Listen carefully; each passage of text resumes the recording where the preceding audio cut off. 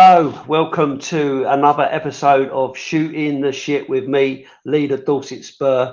This is episode 10. We made it to 10 episodes. If you haven't seen the first 9, that's because they wasn't live, but this one is live. It's our first time doing it live, and we're hoping that it's going to work because I'm useless at technology. Alex is No, definitely you're not. useless at technology, hence the reason why we're late, because we've been waiting for him to Oi, sort his headphones out. So anyway, without no. further ado, let me just introduce my panel with me tonight. I have with me Mr. Dean. How are you, buddy? Are you all right? Yeah, I'm great, buddy. You? Yeah, I'm not too bad. I'm very happy after the weekend. Yes, very, very happy. Mason, good to see you back, mate. You okay? All good here, as Dean said, buzzing from the result, but all good here. How are you? Yeah, surviving. Big question, Alex. How are you? You okay? I'm all right, mate. I'm just having technical failures left, right, and centre, but I do apologise. But Okay. yeah, great day from the weekend. Yeah, brilliant. Good stuff. Good stuff. So, if you're watching this, you will see that both me and Alex are in the same house. This is Yes. just a mirror image. I'm sitting in Alex's house. This isn't my house. I live in a hovel. This is Alex's house with his grand piano in the corner there. So I'm just sitting there with the mirror showing. So anyway, listen. He's Before watching. before we kind of digress into loads of rubbish, let's start off by talking about the result at the weekend, because obviously big result. I think it was a big result for Ange because he's not beaten a top 6 team, or a perceived top 6 team, even though West Ham are not particularly top 6, but are a big rival, and a big thing for us after coming off that defeat against Brighton. So really good result, exactly what we needed. So Dean, just give me what's your view of the weekend's result? How did you feel about the game overall? I thought it was going to be tighter than it was. As soon as they started off and they got the first goal, I thought, oh no, let's not do this again. But straight at them, and yeah, definitely got the result that we deserved, especially the second half. Historically, we've always played better the second half. It's always been the way, apart from obviously the Brighton game. So yeah, great to send them off back down the Thames, mate. Couldn't beat it. Yeah, with their jelly deals and their coffee. Mason, what's your overall view of the game on Saturday? Oh, mate, it was great, wasn't it? I mean, what else can you say? I mean, as Dean said, after the first goal, I was like, here we go, just a repeat of every single time we play these lot or whatever. But it's the first London derby and just won. So other than that, it's showing progress, isn't it? So yeah, great game. Long may it continue. Yeah, let's hope so. Alex, I know you was buzzing on the day. You was right up for it, jumping about and really enjoying yourself. There are a few videos I'm sure that Mason's got on his phone. What's your view of the overall result? Good day for you? Really happy? Yeah, loved it, mate. From the off, lost my voice, as you can hear. Still ain't got it back. Still knackered. But yeah, no, I really enjoyed the day, mate. You got your content, all about the content. Yeah, I just enjoyed the day. But although, like what Dean said, when they scored the goal, I sunk in the seat. But then when we come back, I think was it Jimmy Greaves that said it's a funny old game, or was it Jimmy Hill or someone like that back in the Jimmy day? Greaves, yeah. Yeah, Jimmy Greaves. I just thought that when we scored, and I thought, I was sitting next to Scott. Big shout, Scott. We were just jumping up and down, like hugging each other and that. And it was just when we scored, when it just kept going on and on. And it was fun filled, great afternoon to send the Pikeys back down the Thames. I've got to be honest. I was like you. When I wasn't too nervous before the game. I think I was probably more nervous as the days was building up towards it. But on the day, I didn't feel nervous. When they scored, obviously my head went up. Here we go again. Everyone's did. Yeah, and then I just thought after that, I just felt calm, and I thought I didn't feel like we were going to lose. I don't know. I thought we were playing well enough anyway to get a result, and I felt that we could get back into it. I didn't think it would end up the way it did, because our prediction. I think the three of us last week predicted a 3-2, didn't we, Dean? I think Jason did as well. You did, and I did. And I thought I thought they'd give us a couple more goals than than just the one that they got. But apart from that goal, I don't feel that they really caused us too many problems. I think Vicario made a couple of saves, to be fair. But overall, I was quite confident that we would get over the line. So yeah, a really, really good game. The one thing I did want to ask, and I'll ask you, Alex, about the atmosphere. 12:30 kickoff. Normally, a really flat atmosphere for a 12:30. No one's had the chance to have a beer or whatever. It's generally speaking, their bit of breakfast in straight in the ground. But I thought the atmosphere was really good this weekend on Saturday. What did you make of it? Yeah, we were worried about. I mean, Mason was moaning about getting up early, getting there, wouldn't you, mate? But I thought it was better, to be honest with you, because the excitement was there. You know, it was like, yeah, get there, get your breakfast down, like you say, have a quick beer, quick chat, and then get down the ground. So I think that it rolled all together quite well. And then obviously leaving leaving LTs, going down to the junction where the old Bill were, and we just waited around for the West Ham to come along. I think, you know, and they're just a bit of banter in it, a bit of winding them up, and there must be vice versa. And then going to the ground, I think everyone was just up for it. Those that stood around, like watching them come through, I just think the whole day just rolled into one quite nicely for me. It was good fun. Yeah, that because it was your idea to hang about, like, because we saw that big drone in the sky, didn't we? We kind of standing around. They're coming, yeah, they're coming. It's just have a hang about and see what goes on. It'd be a laugh and that, to have a bit of banter and everything. I think some people take it a little bit too seriously. They think it's all going to kick off like the bad old days. Well, they did, didn't they, Lee? To be honest with you, it's good. Cut you short. I did think they were getting a bit carried away themselves. I think they probably watched Green Street the night before, or ID or something like that. You know, trying to find out what dog's got some teeth.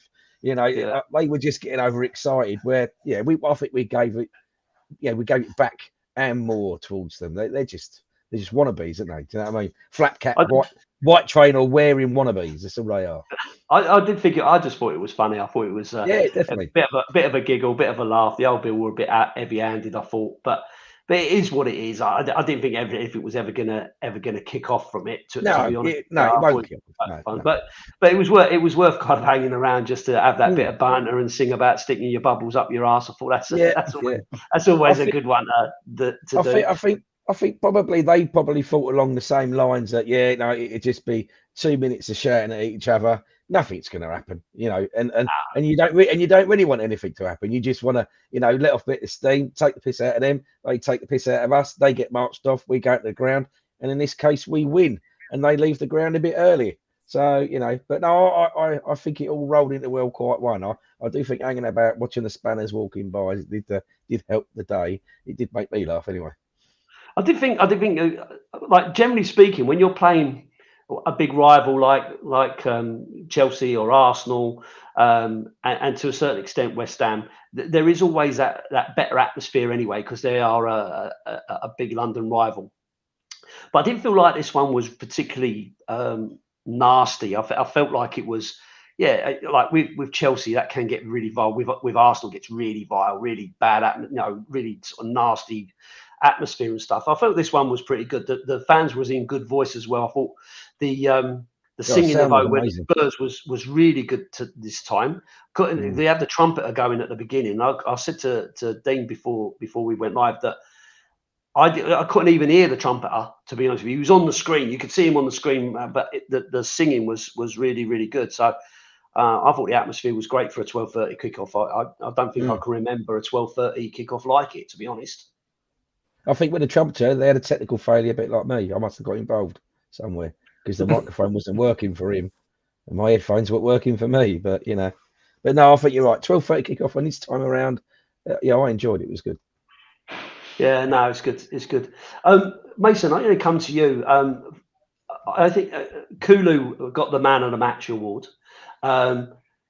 Do you think that, number one, do you think he deserved the Man of the Match award? Do you think he would he have been your Man of the Match? And him moving into the middle, do you think that's what's driving that improved performances from him?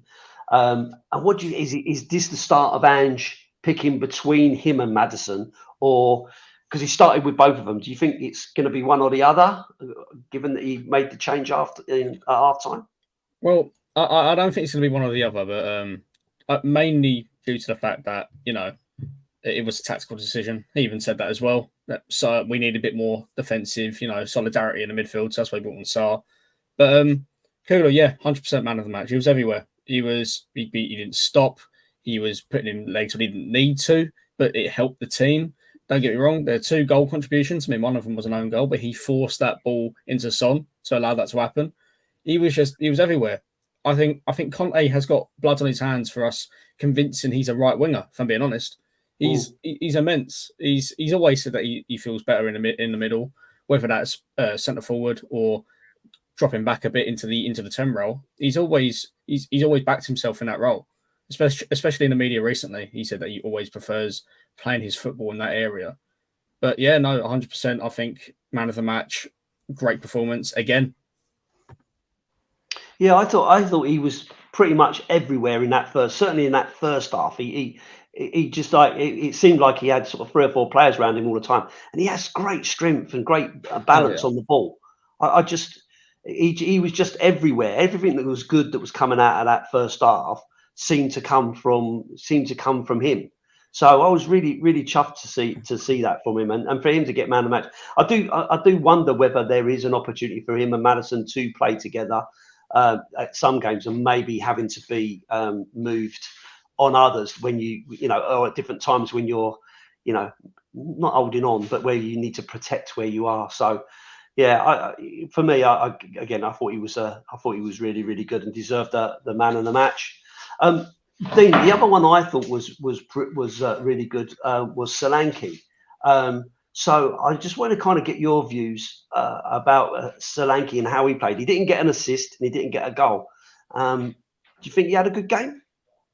Yeah, he did. He's so strong. He really is. I mean, you watch him, and I think that's why Kulu gets the space he gets, because everybody's like around Solanke. Solanke can hold up the ball, and then Kulu is in that space. But again, Kulu can have like 2 or 3 round him, and he'll still wriggle free. I think the only sort of blot on Solanke's copybook was he was running free, going to wall. I think it was in the second half, and all he had to do was outside of the left boot, and then Sonny was in, or it was either Sonny or Johnson to his left. And he didn't. He turned back in, and then sort of got himself into a bit of trouble. Otherwise, would have been sort of 5 or 6 up. But yeah, he does play well. He really does. I don't think he gets the plaudits he deserves, pure and simply because he's just a work. I say just a workhorse, but that's what he's like. The ball will come to him. He wants the ball all the time. He's always got his back to the goal. He doesn't mind sort of like all the hold up play, doing the sort of the donkey work, and then he'll just lay a simple ball off, and then the ball. I mean, like having him and Maddison or having him and Sarr works so well. So yeah, I think he's a bit of an unsung hero. He doesn't get the plaudits he deserves, that's for sure. Yeah, no, I agree. Sorry, mate. I thought he had a really good game without having a direct goal contribution, which is what you need him for. But actually, in terms of his overall play, I thought he put in a real shift. And like you say, unsung hero on the day. Sorry, Mason, you were going to say something? No, that was Mealy, I think. Oh, Alex, sorry. At one point, no, he was quiet. The guy sitting next to me said you wouldn't even know he was on the pitch, would you? But then second half, he come out and like you say, he was in the background of the victory. I think he did. He was there when he was needed, but I thought his position would be up front. Though I thought he's this big goal scorer that everyone keeps talking about. Yeah, he is, but he ain't. That's the thing. If the goals are coming from anywhere else, it don't matter. So if he's doing that job, I mean, Kane used to do it all the time. He used to sort of like do the hold up play, play the proper centre forward, and then he'd lay the ball up to Sonny. But Solanke's doing the same thing. I mean, he is so strong. They're trying to get all over him. He's still got the ball, and he just lays it off. So I don't care if he don't score any goals, but he's doing all the hold up play and then putting other people in, then so be it. Yeah, it's a lot of money for a striker that's not striking. Yeah. But again, if he's holding everybody else away, which creates a space for like Kulu, Sonny, Johnson, Maddison, Sarr, whoever it is, then so be it. I mean, it's working. It definitely worked on against West Ham because They tried to mark him out, but they couldn't. He's so strong, a lot stronger than I thought he was. I have to say, when you think about it, right, how many goal scorers goal scoring options have we got in that team? There's so many. When you think about, Son, Kulu, Johnson, who's obviously been scoring a lot, Solanke, Sarr, Bissouma, Porro, they're all popping up with goals that actually you don't. I wouldn't say you don't need an out-and-out striker. You do, but there's so many other options. And like you say, Dean, if he's bringing other people into it or creating the space for other people to run into and distract the defenders or whatever, then you can't really complain at that, right? I mean, it makes so much sense what he's doing. And as I say, I thought he had a really good game without actually having a proper goal contribution, which would have really put the icing on the cake for me. But yeah, I've been happy with him, and let's be fair, he's banged in a couple of goals so far this season already, and he's been out injured. It's early days yet, so there's still time. There's still time for him to get on the score sheet, right, and bang a few in this season. Yeah, I can see where other people are coming from, saying, right, we spent all this money, all these millions on a striker that's not hitting the back of the net. Don't care, mate. Don't care if everybody else around him is putting him in the back of the net, and you've got two sort of like defenders on him because they think they're worried about his striking ability, but they've also got to worry about his hold up ability. And he's a playmaker in his own right. You look at some of the simple little passes that he makes, and that's why, like you say, Alex, you don't realise he's on the pitch because all he does, ball comes to him, and he'll just lay it off. Right? Yeah, I see what you're saying. His job. Yeah. Sometimes that's his job. If he's been told, don't care if you don't put it in, make sure that you make plays for other people, and it works. It's not like we're not scoring goals. It's just that one Brighton loss has tainted everything else that we've done beforehand. But that's football, I guess. You're only as good as your last win. Yeah, and it's a funny old game. But that's fans, though, isn't it? Like we said before, it's about being positive when you can and negative when you need to be critical and all the rest of it. But I do feel like with today football fans, we are so right up here or right down there. It's never anywhere in the middle. That's why I always try to be as kind of sensible as I can and try to be as level-headed as I can. I know it's not easy because we're all reactionary, but you think, like you say, there was one bad defeat. There's been one bad defeat in there, really. If you look at the other games that we've lost, we played well, and even in the Brighton game, we had a brilliant first half, and yet we were, dire in the second. So for one second half performance, it's really made us all feel really down in the dumps and upset about it's all shit. When the reality is, it's not. There's a lot to look forward to, I guess. Alex, I want to come to you because you've been critical of Son previously. You're a little bit level-headed with him. You kind of look at it from both sides. But Son's performance on Saturday, first half, I personally felt he was a bit out of the game, a bit leggy, seemed to kind of misplace a bit of misplaced passes and stuff like that. Second half, I thought he was excellent, and obviously he was on fire, wasn't he? Scoring a great goal, forcing a. What was your view of Son's performance on Saturday? Like you say, first half he did seem a little bit lost, but the second half, once he scored, there was no stopping him. I mean, his first goal, he's all over the place as well, isn't he? He's playing from both sides. He's playing from the middle. He's linking up with Kulusevski. I think he looked like he was enjoying himself the second half. I mean, his goal. I mean, I think he could have. He scored 2. So I mean, I think he could have scored more. He hit the post, didn't he? Hit the inside of the post. Came out. I can't understand how that never went in, if I'm honest. Why's the light shining off my head? But anyway, I think he really enjoyed. I'm going to heaven. Look. Anyway, no, I think he enjoyed the second half, and hopefully, moving forward, obviously this week's game that hopefully we'll go into, he would take the energy and move it forward, and then this could be a launching pad where he's going to get better and better. But his goals are great, and I think I mean, you talk about the second goal with Kulusevski. He ran from the halfway line, and they knew where they were going, and Cooley knew where he was going to be, and they just crossed over. They crossed each other over. Son put it in the back of the net.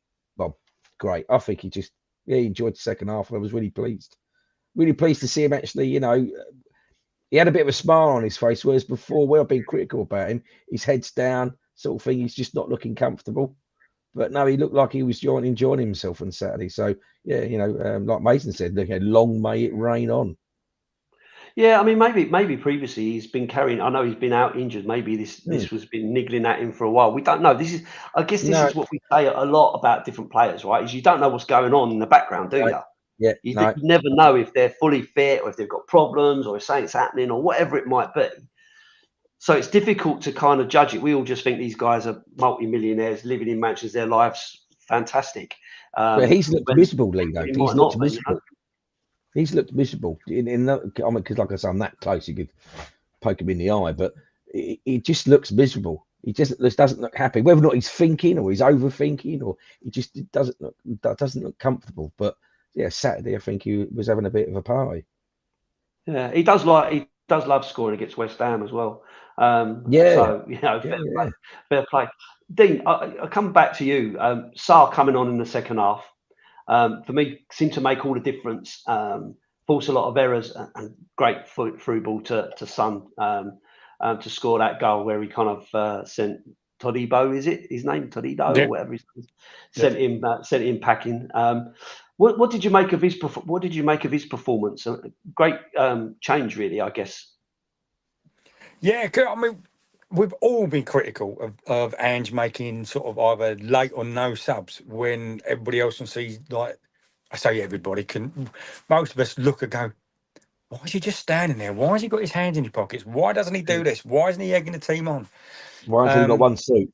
Yeah, there is that. But it was just a strange one because, you see, I don't know if you see some of the highlights on the TV. He went, get changed, you're going on, like straight away. As soon as half time come, he told him that to get changed and get get warmed up.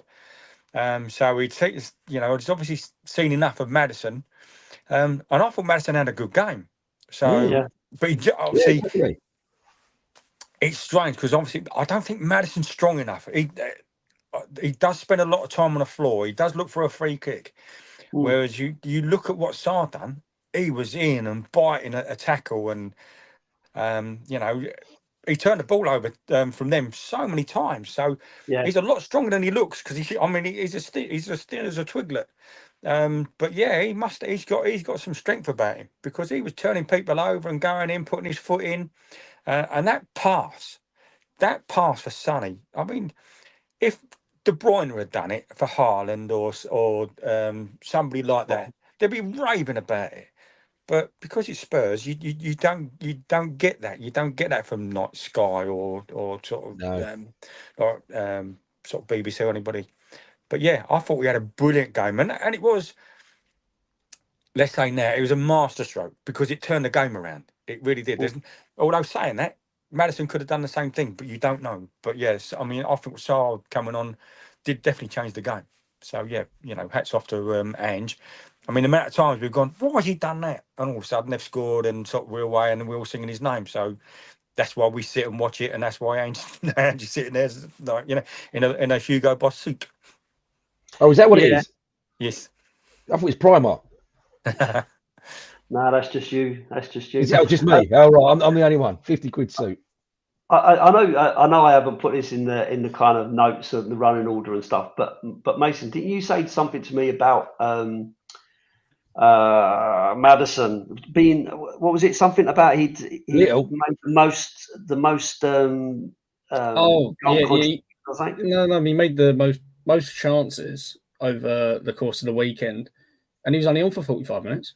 Like he made a lot of chances for us, but we needed that midfield solidarity right at the back with Sarr.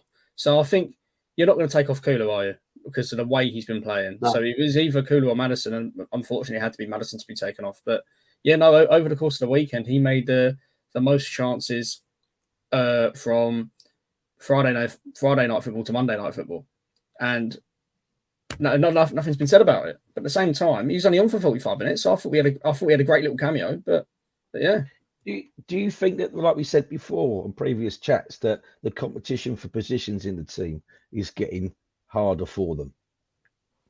I think in the midfield, yeah. I think Kulu eventually will take over the Maddison role in terms of playmaking. But at the same time, it's not what Ange is about. He gives everyone a chance, doesn't he? I think that's the beauty of it. I think. I think that's the beauty of it, because we are. I mean, how many times in the past we've gone, oh, our bench is so weak, it's so light. But it's not anymore. You know, you look at the starting 11, and you look at our bench, and you go, that's a good bench. But in the past, we've gone, oh God, you're sitting on the bench, you've got Winks, you've got Skip, and you think, oh mate, that ain't going to change anything in the midfield. Although saying that, Skip is having a good game not where he is. But I do miss the steel that we like I say again. I say it quite often about Højbjerg, but Sarr really impressed me with his strength. So yeah, I think it's good. I mean, it's good to have a lot of competition for places. You know, you can't beat that.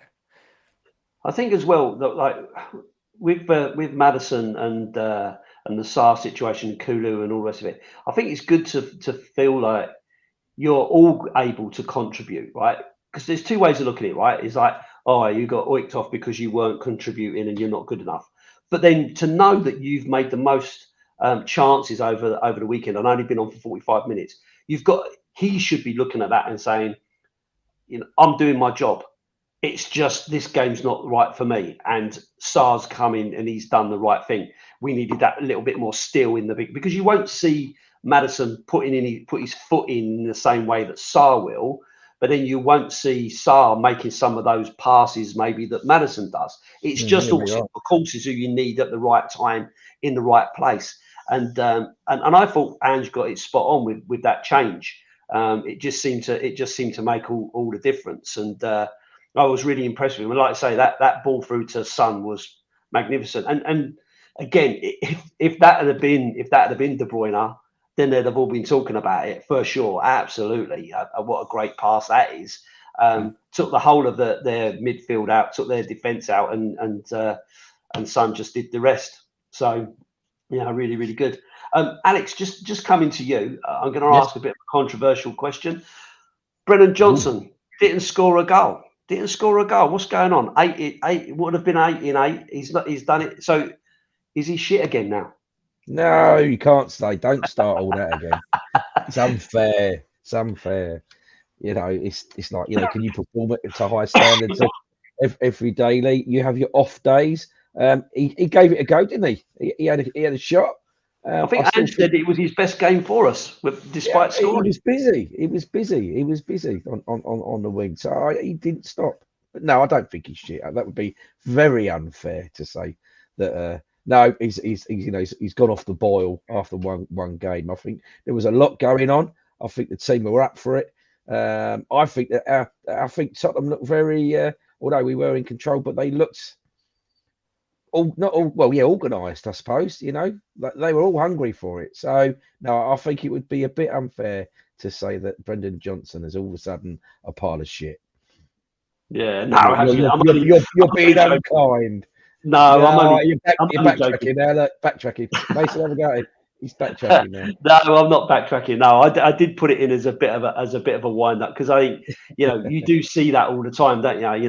The guys had a really good period of scoring goals, and then all of a sudden he gets one game in, doesn't score, and all of a sudden he's there to be picked at again. But again, like I said, on why I said it, Ange said it was his best game without scoring. For me, though, I think it kind of went under the radar because of the performances from so many of the others. Like I say, I thought that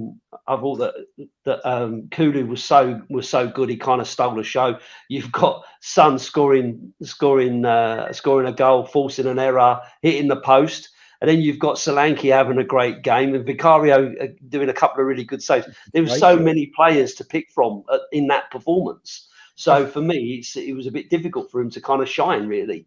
I think the only thing I'd say about Mr. Johnson is that he's kind of becoming a bit predictable. coming on from the wing and trying to get that tight angle in. That's the only thing I'd say, that I can see. But other than that, no, he'd be all right. I'm sure he'll score next time we see him play. I think the thing is, it's all well and good. It's like Kulu, right? Kulu scores the same goal a lot, right? Yeah. Well, yeah. There's a difference between knowing what he's going to do and stopping him doing what he's going to do. That's the difference, right? Mm. Yeah, and the beauty is because obviously because he's a goal scorer now, and people see him as a goal scorer threat, so they're going to gravitate towards him, which creates more space. So and that's what it's all about. It's all about sort of dragging people, especially when they sit back and they do this low block. You start dragging the players about, and you've got two or three people that either ran Kulu, ran Solanke, ran Madison, ran Son, ran Johnson. There's not that many players, right? So they've got, it's going to create the space because we're doing so well up front. All right. If they put a long ball over the back, we then got to chase back. But lucky enough, we do have like Mickey van der Ven. So yeah, without that, we would suffer a little bit. I mean, but that was Ange ball to a T, wasn't it? Yeah, I thought so. I did think that West Ham did try to play a little bit of a low block at one point in the game, because we did kind of end up going a lot of side to side and that at one point, where they were trying to protect it, I guess.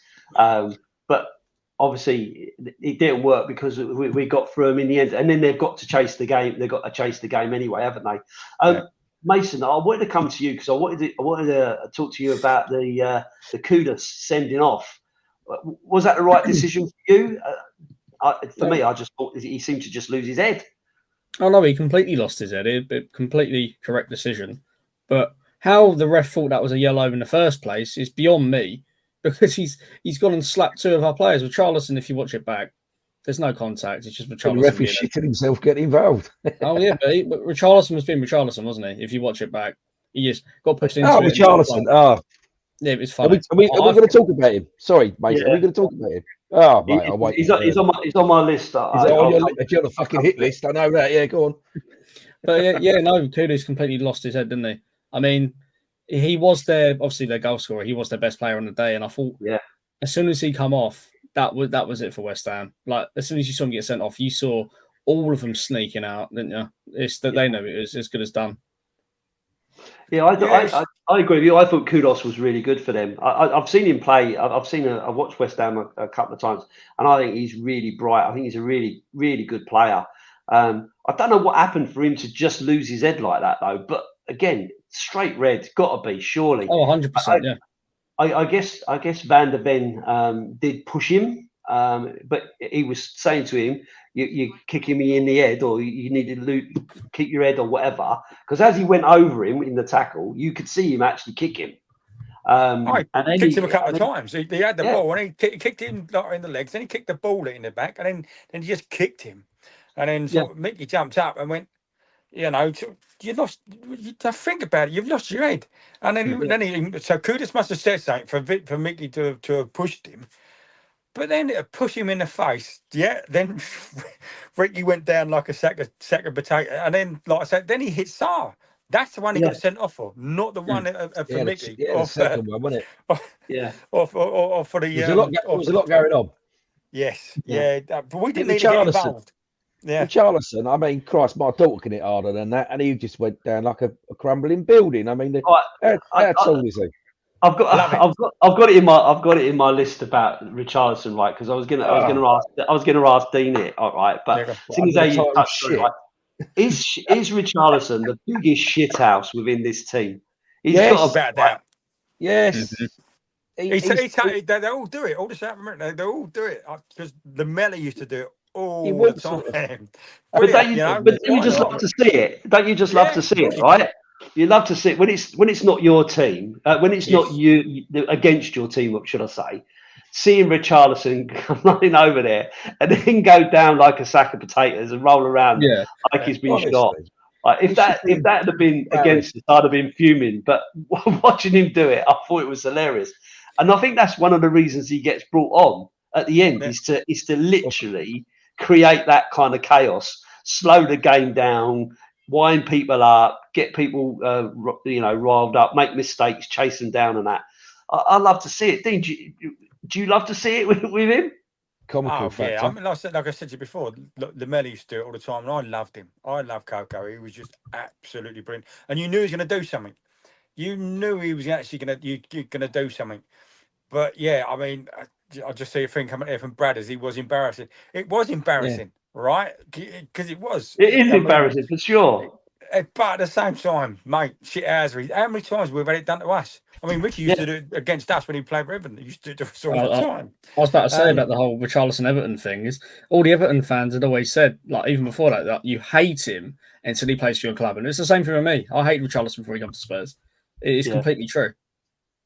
You look at Bruno Fernandes. How many times you see him sort of go down, holding his head, and he's like, everybody's looking around. What do they do? You know. But he runs around the pitch, doesn't he? Like, look at me, dog's bollocks. Oh, what am I here for? But hang on. Someone's ran past me. I've been shot. Yeah, don't get it. If he gets the free kick, and we score up the free kick, it's genius. But we all know there's so many cameras on him. If you looked at it in that melee, right, without the cameras, you thought, oh, what has he done? He's been shoulder charged. That's what it looked like. But he weren't. It was like, oh, t-shirt, and down he went. It was unbelievable the way he went down. But yeah, you do hate to see it. But he's I just said it. He's a wind-up merchant. But sometimes you need that. We talk about it all the time. The dark arts. We don't do that. We don't do a lot of that. But he's the master of it. Yeah, of it. I think it was. I do agree. I think it's a little bit embarrassing to see him go down like that. But at the same time, that could have been the difference between Kudus not getting the yellow and getting sent off, right? And I know it was late in the game, and the game was already won, and all the rest of it. So it probably didn't even matter anyway. But at the same time, it ate into that. It wound their players up. It wound their fans up, and all the rest of it. There were no fans there. You love to see that thing. They'd all left by then. No, there was still a couple. They were blowing their bubbles. I could see it. Yeah, four. But while we're talking about Richarlison, right? It's great to have him back. He come back from injury. Hopefully, that was the layoff that he needed for it to be over, and for him to kind of move on from that. Do you think he's now going to stay fit, and do you think he's going to contribute to this team? You think he can get some goals for us? Because he's had a really poor start, in the time he's been with us already. So he really needs to start paying back some of that fee, right? Yeah. I mean, you'd think so, because it does seem to be like for a lump. He does seem to be sort of very injury prone. I don't think it was as bad at Everton, but he seems to be sort of bad at us. But it's not just his physical side. I think it's his mental side as well. That's the bit you've got to get right. And once you've got that bit right, we all know he's a goal scorer. We don't have. You look at how many times we put a corner in. We don't put a corner in. We always do a short corner, come back, and then try and bring it in. With Richie in the team, then we'll probably put a corner in because he's brilliant with his head. Solanke's not bad, but the rest of them, not great headers of a ball. You look at Mickey. He's so tall. He should be. He should be brilliant with his head, because he clears it. But being clearing the ball and striking the ball is totally different. You look at Kane. Kane used to be brilliant with his head. So when he was back defending, the amount of times that Kane cleared cleared the corner, 9 out of 10. Every time it was welded to his head, and he'd clear the ball.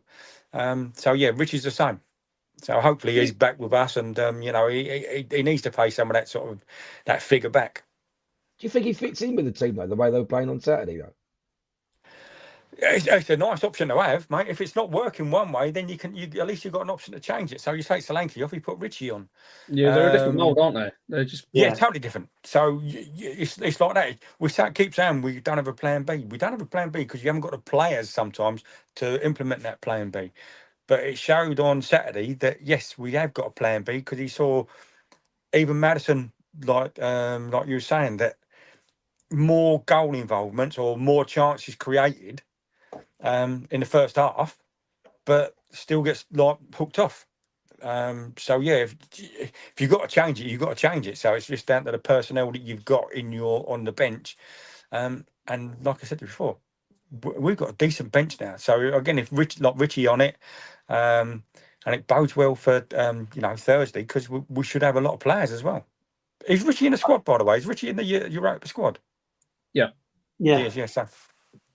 So again, I think he'll play. He might rest some more.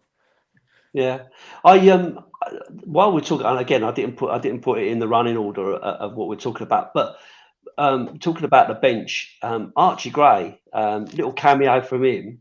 I thought he looked brilliant when he come on. Any views on Archie Gray? Keen, mate, keen, isn't it? He wants to get on. He wants minutes. He wants to make an impression, doesn't he?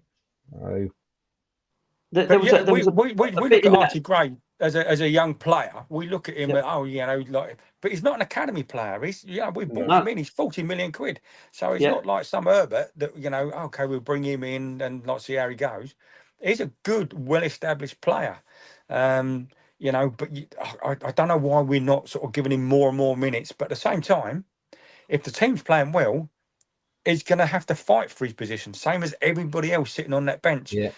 Same as Dragoshin. It sounds like he's off in January because he's not getting the minutes. But the amount of times I've seen him play, he doesn't fit in well. Whether it's because they play him on the right, I think he's left-footed. I think he's a left-sided player, and we seem to be playing him out of position. So he seems to make more mistakes than he should. But if he's not getting the game time, he's not going to get the confidence. He's not going to sort of be the player that he probably is. The amount of times that we've seen all the players that we've let go out on loan or sold all now do brilliantly because they're getting game time. So, it swings and roundabouts. You've got to, be in there to get the position that you want. I think with Gray, I agree with you. 40 million quid for an 18-year-old, but he is special. I'd say, watching him up close, I think he was really, really good. When he came on Saturday, he had a couple of opportunities where he kind of cleared up at the back, turned it. And don't forget, he's playing on the left side of left back, as opposed to right back, which is the other position that he plays a lot of, and midfield. He's now playing him as a left back, and he just seems so confident and full of it. He was so assured on the ball, and wasn't easy for a skinny kid. He wasn't easy to get pushed off either. So I thought he was really good. Just touching on, and I do think, given that we've still got the Carabao Cup, we've still got Europa League, we've still got the FA Cup to come. There will be games. There will be game time for some of these players, and I do think, touching on Dragoshin, I do think he'd be a fool to go, because I do think he will get his chance, and I think there will be opportunities for him as the season progresses, if we progress in any of those competitions. So yeah, I'd hope to see him stay, because I think you've got to have that level of option on the bench, because as we've just said already, looking at the bench now, it's so much stronger than it's ever been. We've always had to look at the bit. It's always been strength in depth has been our problem. Now you've got to keep those players happy that are on the bench or on the fringes by giving them the time to go into those competitions. So for me, I think it looks a lot rosier. But then I guess I'm a happy clapper. So talking of things that are not particularly going too well, because I don't think we can avoid talking about it. Timo Werner. So Alex, I'm going to come to you for Timo Werner. Is that? It's because he's right next to me, and he's about. I can poke him in the eye and all. Ooh. I got to be honest with you. I'm almost feeling so sorry for him now. It kind of reminds me a little bit of what was his name? Sissoko. When Sissoko came with all that hype, and he was just pants for so long. Absolute pants for so long, and yet in the end he kind of did turn it around for odd games now.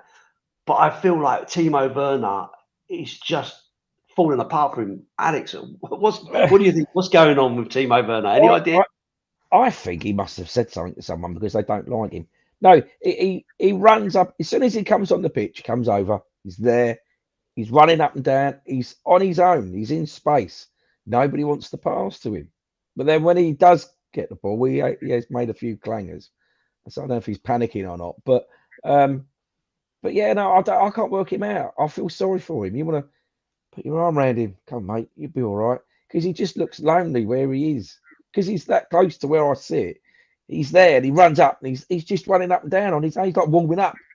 Yeah, nobody wants to pass the ball to him, or he's not making himself seen or heard. So I don't know. He's put a couple of good crosses in, and there's been no one there. But I don't know.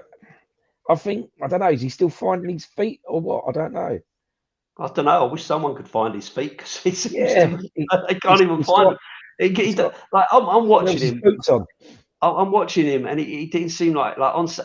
The one thing I will say is he never hides. He never hides away from it. He's always there. He's trying to be there. That's what I'm saying. He doesn't stop them. And working, right?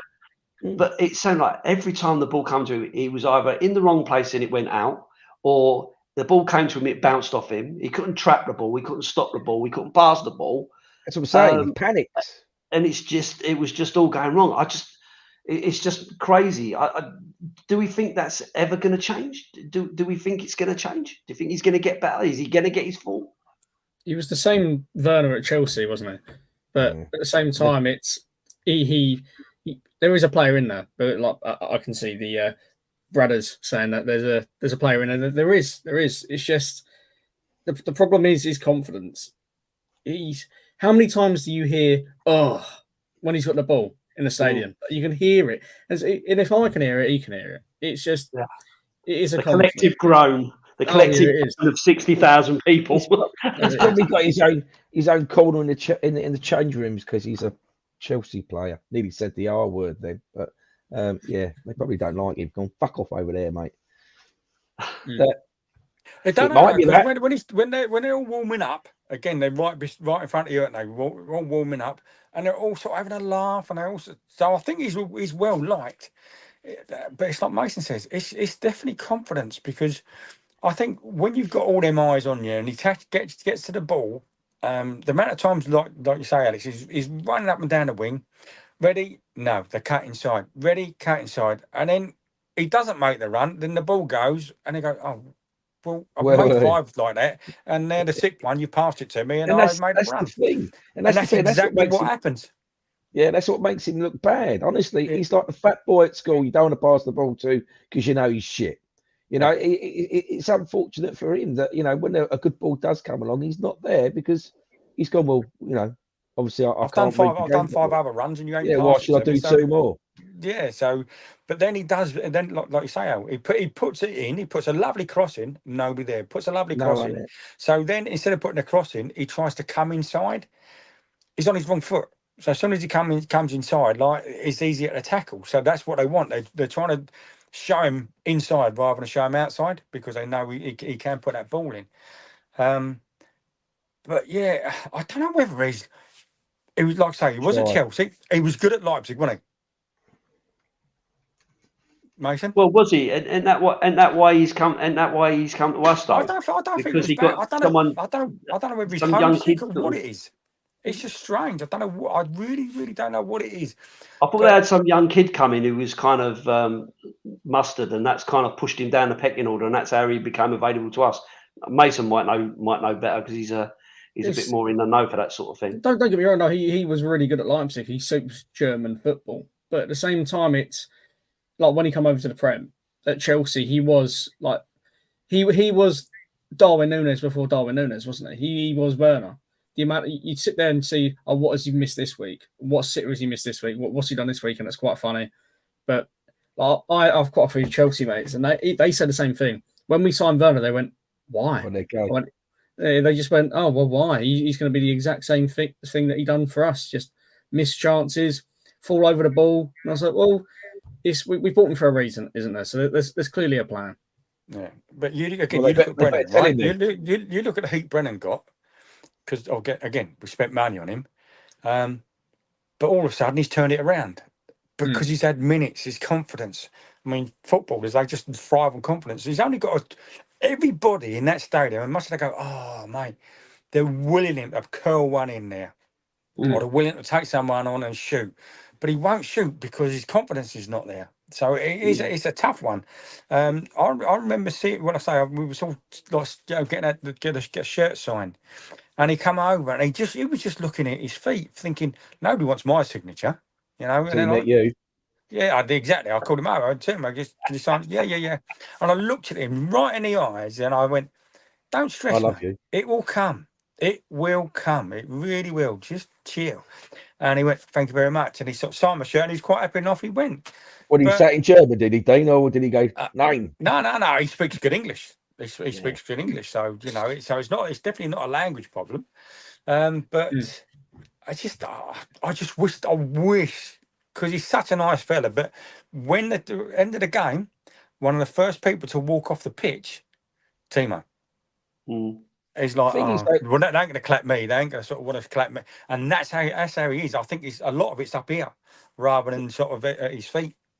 Where I sit, he gets nothing but positive comments. Come on, like, all that sort of stuff. Head up, go for it, mate. I mean, it's a bloke that sit next to me. It's quite funny. Within 30 seconds, he's calling someone a very nasty name, and obviously the opposition. And it is quite funny, and they bite every time. But when he comes on, he gives him so much positivity, and it's always, so from where I am, from the crowd, it's head up, let's go for it sort of thing. But he does look lost. He does look lost. Yeah, I get. Yeah, it's good to hear that there is positivity about it, and like Dean's in his corner now. You should have given him a bear hug, though, Dean. To be fair, you probably should have given him. He probably has. Mason, I'll come to you on the same subject.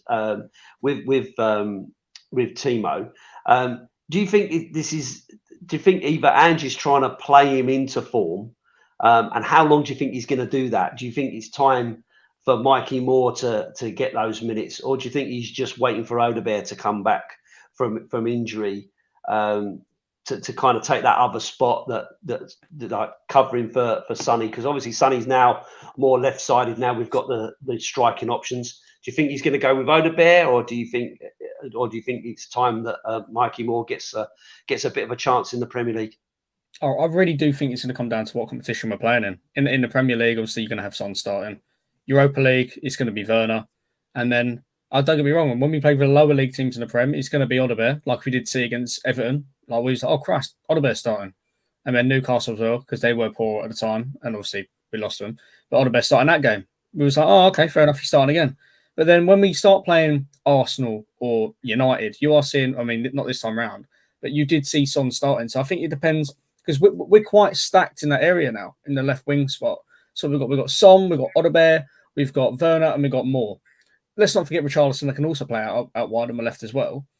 I think it's just going to come down to, he'll give Werner minutes in the Prem at the end, but for Europa League, like we've seen in the past few games, he'll give him quite a fair chunk of time to play. So I want to see more play on Thursday. I really do. But at the same time, as you say, I think Ange should play Werner into form, because he's not going to get into form sitting on the bench rotting, is he?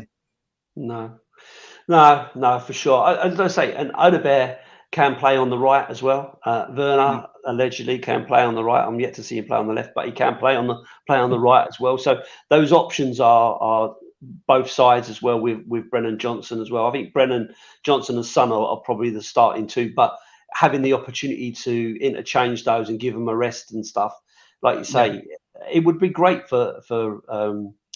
it would be great to see Werner actually start to contribute for his own confidence point of view.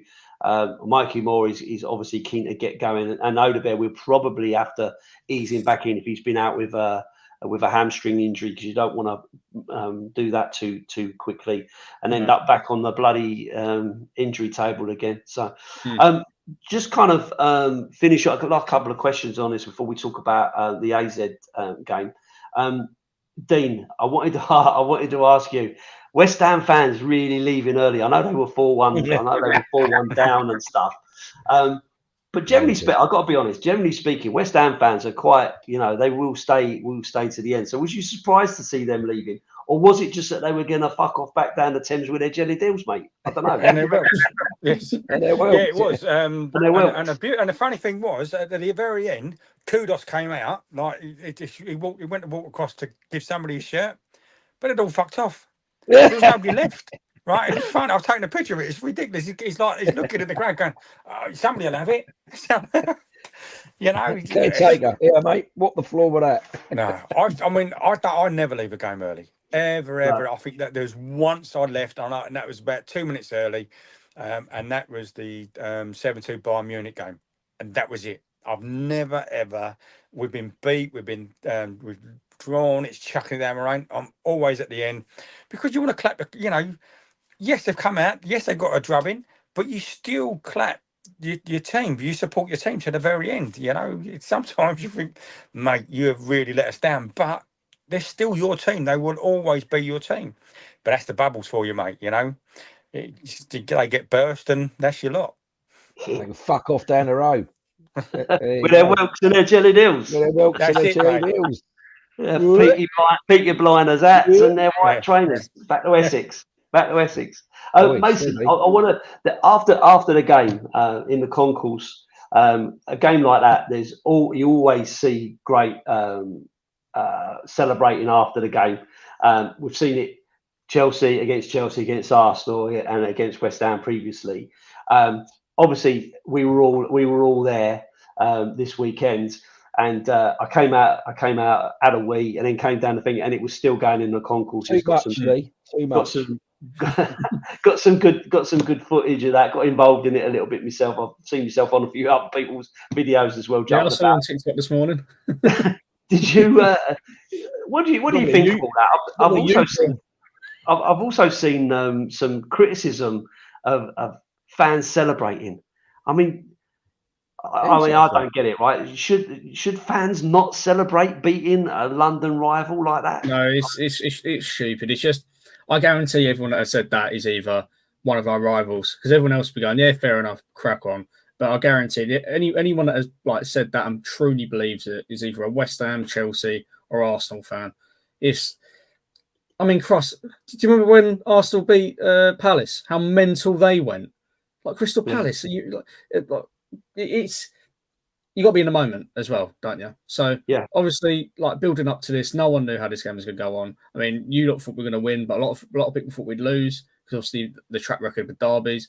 But coming out of it with a sense of relief that we have just battered one of our rivals, it's just you are going to celebrate, you are going to have a good time, you are going to get a bit leery. So anyone that disagrees with that, Christ, it's just the wrong way of thinking about it. Well, yeah, so I just see the comment come up there. It's what it's all about. It is what it's all about. We don't go there and go, game's over, and then you go home. You don't. You go there and you clap and you cheer and you're up and you and then you go to Elties for a couple of hours and you have a few beers and you dance around like idiots. That's what it's all about. If you don't get infused by watching your team, there's no point going. Sit at home and play tiddlywinks, because it's what it's all about. I get it. What's the point otherwise, right? I mean, we go there. We all meet up, right? The four of us, we all meet up. Brad comes, or we're with the guys from South Dorset Spurs or whatever. We always meet up. We're there for the day. We're having a laugh and all the rest of it. You have a win like that, you want to celebrate. You want to see the fans really enjoying themselves. You want to go into LTs. Old DJ Dell's there banging out some tunes and that, and everyone's in good spirits and having a laugh, and it makes your weekend and potentially makes your week, right? So for me, I can't understand people that don't want to celebrate. I mean, Alex, you was going to say something. Sorry, mate, I cut you off. No, they're rude, mate, just rude. No, I must admit, I come out from the ground with a smile. I walked past it because it's like, I've done that. Jumping up and down and banging on the walls and all that sort of stuff, but it puts a big smile on your face. And then obviously I walk down to you guys, but normally I would stand and watch it. I took a 30-second video as I was walking through it, and then just met you lot, sort of thing. So I think sometimes it can be a bit repetitive, but it always leaves a smile on my face, because if that's someone's first game and they see that, that's what it's all about. That's what it's all about. Where we've And been all the there little many, kids as well. There was loads of little kids there on their dad's and shoulders. shoulders and stuff. What a great experience! What a great experience for them. I know my grandkids would love it. They'd love to see that and be part of that. For me, it was a big smile. Yeah, well done, lads. And everyone was like, yeah, everyone was happy, and then just walk through it, sort of thing. But yeah, that's what it's all about. Those memories, and it's about creating memories. One thing I'd like to see like the Strippers. the team see that going on. You know, see the joy it brings. Yeah, see the joy. Yeah, You go to LTs, you go to the Brickies, you go to the Coach and Horses or the Number 8. All of them places are all rocking and bouncing after a win. Just let them see it. Just say, well, that's what it means. That's what it means to be a Spurs fan, and to be a Spurs fan that wins. Yeah, no, absolutely. Absolutely, I'm all for it. I think the more celebrating, the better. I think, and these people that go, it's embarrassing and it's only West Ham and blah blah blah. Well, it might only be West Ham, but we haven't beaten them for what was it, the last 3 games? I think he didn't say that he hadn't that Ange hadn't won against them. So to beat them is a great thing, because they'd have really been enjoying it if they'd have beaten us. But we sent them back, and that was it. And I just really enjoy that. I think it's great and part of the whole experience of going to football. And like I say, going into LTs or whatever pub, it could be the Bricklayers, like say the Coach or whatever, Bill Nicholson, whichever one it is that you really like. Oh, we've upset Alex, have we? He's gone. For me, it's part of the experience, and I just love it. Anyway, look, we've just gone to the hour, and we haven't even talked about AZ yet. So I just wanted to quickly talk about AZ this Thursday. I guess if we're starting off with you, Dean, what's your thoughts on that? What's your thoughts on that game and score prediction? Yeah, again, I think we've got more than enough. And watching what Ange normally does, I think he'll start off with what we'll say is the kids. And with a bit of luck, we'll turn them over again, because we're doing well, aren't we? I think we're not far from being top. What's the table? Have you got the table up there? I can have a look. Yeah, come on, mate, have a look at the table. Of course you can. We can't be far from being top. You know, we've won all the games, and you know, we haven't really scored against us. So we're third. So they're all goal difference wise, we are behind by 2, but we're all equal on points of 6. Yeah. Who's the other two? Who's the other two above us? So we've got Lyon, French league above us, and then you got Lazio above them. Okay. So yeah, it's we need to put some goals in. If it's all going to be decided on, hopefully, like the amount that we win, and it's going to be decided on goal difference, then we need to start putting them away. So just checking now. Man United are 21st. Fucking hell. Because they're shit. So what do you reckon? Is it a win this Thursday? And what's your score prediction? Yeah, win for us, and I think we'll do 3-0. I think it's going to be another 3-0. I think we've got too much for them. They're not, again, AZ, they're no mugs. We're about AZ. The Netherlands. Yeah, no, you will. Whereabouts are they in the league? I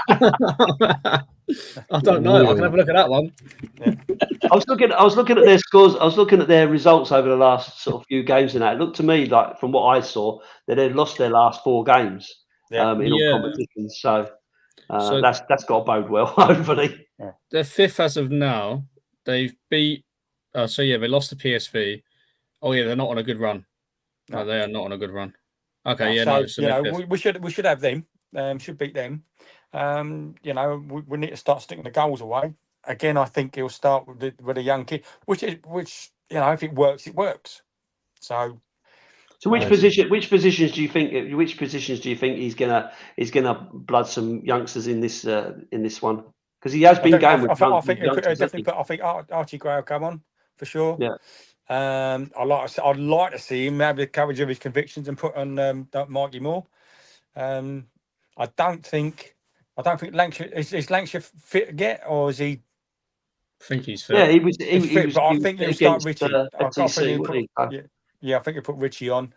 Madison will play because he only played half a game. So yeah, we should be all right, mate. I mean, again, the bench is so good now. So happy days. Yeah. Yeah, I guess, and you're predicting no old people's home this week then. No, mate, Clean no. sheets. It should be like a Premier Inn hotel's bedroom, mate. That's what it should be like. Not a All travel the lodge. sheds. Not a travel Yeah, lodge. not a travel. No, not a not travel. an ibis. Definitely Not not a an travel. ibis. Ibis, fuck me. Yeah, you stayed in one of them. My God. The double tree at Dartford, mate. Be like that. Mason, what do you reckon?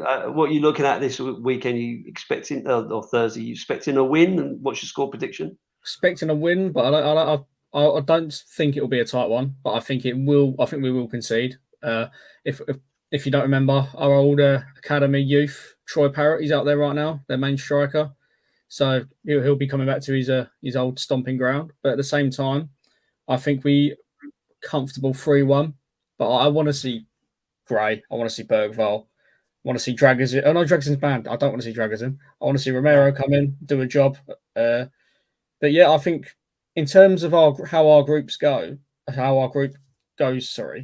this is probably one of the hardest ones we're going to play. I think, who else we got? We've got Rangers and we've got Gala. Right? Yeah, Gala. I think. Oh, and Roma. I think Roma. them and AZ. I think them four are the ones we need to be worried about. But they are on a bad run of games at the moment. So let's just take advantage of that, I'd say. I still want to go. You're going for a 3-1 with Troy Parrott scoring for them. Oh yeah, 100%. That's I can see it. It will be the first goal of the game. Put AZ to score first in Uraka. Sorted. Done. And can Dragushin play? What ban did he get? He straight red, didn't he? Like Yeah. 7 minutes. Yeah. So was that 3 games? 3 games. Yeah. So we're gonna have to see either Davies at the back or Romero and Bandavenda are going to be playing. Yeah, I do think Davies will probably play for sure. Alex, what about you? How are you seeing it?